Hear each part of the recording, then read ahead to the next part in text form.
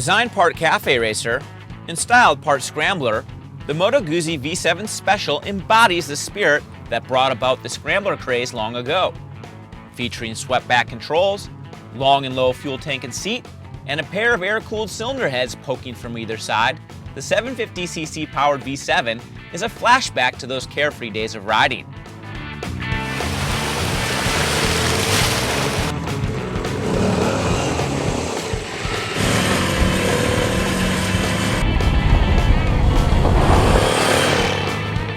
Had a really classic feel to it. When I was riding it, I almost felt like I should be drinking coffee and smoking cigarettes with Steve McQueen. It had this really raw feel to it that was a fun thing to ride, and it wasn't blowing my doors off with speed. It didn't handle incredibly well, it just handled good. But if I owned it, I would definitely consider it a good motorcycle. It rode well, I was happy with how it went. It handled surprisingly sporty. Where the Moto Guzzi excels is just on the road.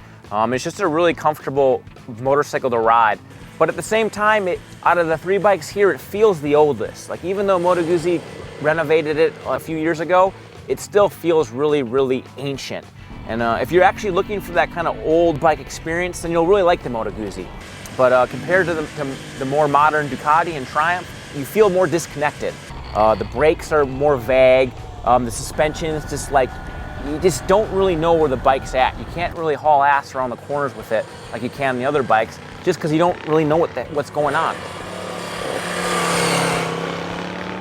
The engine itself had quite a bit of torque right off the bottom, but it kind of fell flat in the middle. But as far as power delivery, when you were on the power, it was a smooth, enjoyable motorcycle to ride. This would be something if you wanted to ride two up and cruise around, it'd be a great, great motorcycle.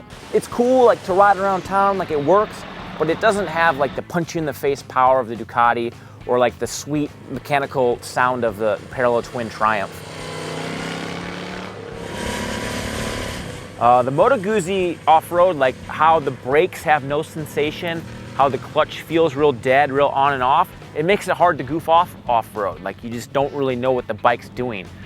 So even if you did mount the similar spec knobby tires on the Moto Guzzi, it still wouldn't be a big enough difference to make it handle that much better off-road, just because it's got that disconnected, kind of archaic feel to it. Overall, I like the Moto Guzzi quite a bit. I don't know if this would be the one that I'd bring home to my garage, but I was actually quite impressed. Delivering immediate torque just off idle, the V7 shines around town. Its comfortable cockpit, supple suspension, and huge fuel tank pay off during longer rides too. But it misses the feel and sporty character of the competition. Factor in low scores in all but 6 categories, and this retro special is relegated to 3rd place. However, if pure nostalgia is what you're after, the Moto Guzzi certainly delivers.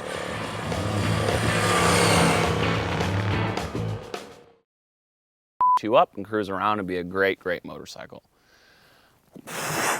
I just inhaled a mosquito. Awesome.